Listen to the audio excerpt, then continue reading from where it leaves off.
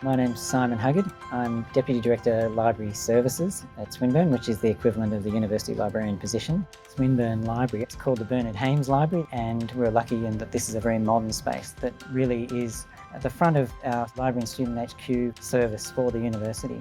Swinburne really wanted to upgrade their systems to be a really modern cloud-based web services layer that could really be used to enhance the services that Swinburne provides. So we were the first library in the Southern Hemisphere to go towards Alma in 2013. Being a cloud-based system designed as a modern online system with web services that allow APIs to be able to integrate with other systems makes it a really flexible and easy system to use. Alma is very valuable to us in the sense that it's one system and people understand it, so our library staff know how to use it. And it means that anything that's integrated with that, they don't really have to go to any training, they don't really have to take much time to understand and learn how to use those systems. So this year we moved to Primo single sign-on with our Swinburne authentication system, which is Microsoft Azure, and that worked really easily and really well. And one thing we're also doing is we migrated to Rialto this year.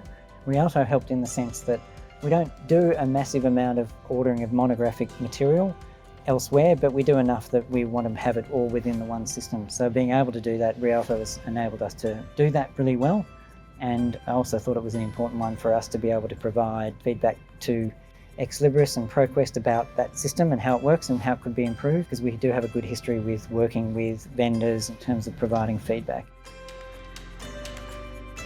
The thing about Swinburne, having gone hard really early, integrating that online experience with ebooks and doing a lot of purchasing of material, digital material, and moving away from the print, made it easy for us last year to be able to provide those materials online for our students. Analytics provides a way of us being able to do reporting on some of those things, and we've connected that up with a kind of dashboard that we've used outside of our library system. I've used that quite a bit. As a leader, sometimes you get 5 minutes to talk to someone at the executive level. You've got 5 minutes and you've got about half an hour to prepare. What am I going to do? I'm going to provide a whole lot of information on what the value of our collections is to Swinburne and what the value of our expenditure is. Library resources are very expensive to purchase, and getting that best value out of our budget was really important to us. Libraries aren't all that big these days, and being able to learn from colleagues who have the same type of role and do the same type of work is really important. So being able to have a strong user group, and particularly ANZREG doesn't cost any money for people to join. You're just a member of that if you're using an Libris product. That's really valuable. There's no barriers to be able to join that group and be able to engage. I've always had the view that our systems need to be cloud-based. We don't want it to be on-premise, that need to be servers and systems that need to be managed by our IT folk. And if a company can provide that for us, that does make it a lot easier for us to be able to enable a whole lot of things online, because the vendor has that experience with integration with other systems, and they can kind of point our IT people or whoever it is to be able to do that integration.